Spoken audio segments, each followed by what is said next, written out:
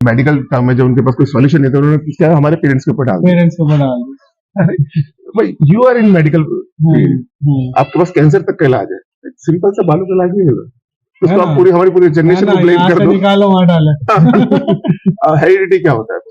एक प्रॉब्लम एक बंदे में है, उसके जीन्स में प्रॉब्लम नहीं है, अगर आप सिर्फ खाने को ठीक से कर दो। देखो बेसिकली क्या है, सर्कुलेशन है, ब्लड सर्कुलेशन है, यहाँ पे प्रॉपरली सर्कुलेट नहीं हो रहा है। This is the only reason, और कोई रीजन ही नहीं है। दो चीज, एक ब्लड का सर्कुलेशन, दूसरा चंपी। हम उस प्रॉपर ऑक्सीजन का ना पहुंचना एक बहुत बड़ा रीजन है बालों में। तो आजकल हम शैलो ब्रीदिंग करते हैं, you know about shallow breathing and deep breathing.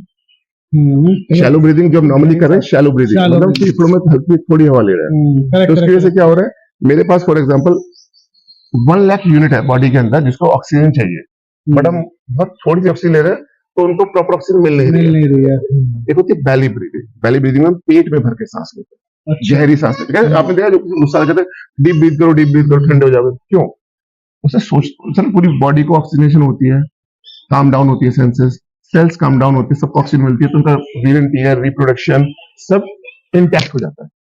ये नहीं पता था मुझे, मतलब और ये चीज लंबी सांस वाला तो अभी तक मैं मिथ्या मान रहा था। अगर आप अब लंबी सांस लोगे आप बुढ़े नहीं होगे, क्या खाना मत खाओ।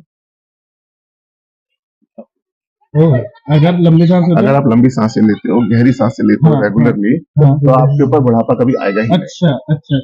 बॉडी अपने आप को रिजुनेट, मतलब पूरी तरह रिजुनेट कर सकती है। तो देखो सिंपल सी चीज है, हमारी बॉडी में कहीं कट लग जाए, क्या उसके लिए हमें किसी कुछ दिखाने की जरूरत नहीं करती। हड्डी भी टूट जाए तो क्या होता है, बस 3 महीने छोड़ दो उसको, 3 महीने का टाइम लेते हैं, सेट करके छोड़ दो, सही जगह लगा के छोड़ दो बस। तो बॉडी खुद को रिपेयर करना जानती है, बट अब उसको मौका तो दे। करेक्ट। इसको सिर्फ क्या चाहिए, थोड़ा सा टाइम चाहिए हील करने का, थोड़ी सी ऑक्सीजन चाहिए, थोड़ा सा फूड चाहिए, थोड़ी धूप चाहिए। हम इसको सब कुछ दे रहे हैं, इसके अलावा इसके अलावा हम प्रॉपर धूप नहीं दे रहे, हम प्रॉपर ऑक्सीजन नहीं दे रहे, हम प्रॉपर टाइम नहीं दे रहे, आलू की टिक्की। अब कुछ लोग होते हैं जिनको कहते हैं पत्थर भी हजम हो जाते हैं, जो मेहनत करते हैं इतने ज्यादा। हम तो शरीर को हिला भी नहीं रहे। एज है वो मैंने बॉडी की एज नहीं बढ़ने दी है। ये कुछ चीजों जरूर ध्यान रखता हूँ कि अपना फूड हैबिट्स, मतलब हमारी ऑडियंस के पास एक ऑप्शन है कि वो भी अपनी बॉडी की एज एटलीस्ट रोक सकते हैं। जैसे हम लोग डिस्कस करें कि 110 साल एक लिमिट, और हम 60 पे परेशान हो रहे हैं कि वसीयत लिख ले या ना लिखे। मैं किसी योगी को सुन रहा था रिसेंटली, तो इनफैक्ट नॉट योगी, किसी साधक को सुन रहा था। क्या डिफरेंस हुआ साधक योगी?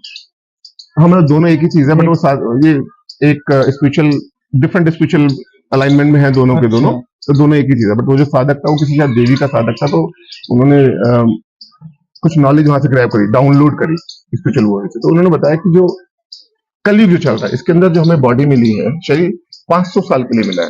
अच्छा। हाँ जी, लेकिन जिसे हम 50 साल से पहले खत्म कर रहे हैं। ये तो 10 गुना कम हो गया। 10 गुना कम। मेरे एक रिलेटिव में, एक दादाजी बोलेंगे, रिलेटिव जैसे ऐसा ही कुछ एज ना, ये द्वापर युग वाला जो अपना महाभारत का था, तब भी कुछ ऐसी ही एजेस की बात होती थी for general people. There is saying कि जब कृष्ण गए थे, शरीर छोड़ा था, तो उनकी उम्र 124 साल थी और वो दिखते थे 16 साल। भीष्म पितामह, उनको इच्छा मृत्यु का वरदान था, उनको वो अजय थे। हाँ, भीष्म पितामह अजय भी थे, उनके पास इच्छा मृत्यु भी थी, और उनको जीता भी नहीं जा सकता था। तो वो लाइव एग्जांपल है। आज की डेट में अगर आप देखो, अनिल कपूर 65 प्लस है ऑलमोस्ट, बट अगर आप उनकी रनिंग देखो, उनका डेली शेड्यूल देखो, तो उनकी जो बॉडी है, इंटरनल बॉडी है, जो उनकी स्ट्रेंथ है, जो उनकी बॉडी में पावर है, जो यूथ मैस उनके अंदर, वो लगभग 16 to 20 ईयर्स के लड़के के बराबर है। अमिताभ बच्चन मूवी बनाई थी उन्होंने, बुढ़ा हुआ तेरा बाप, राइट।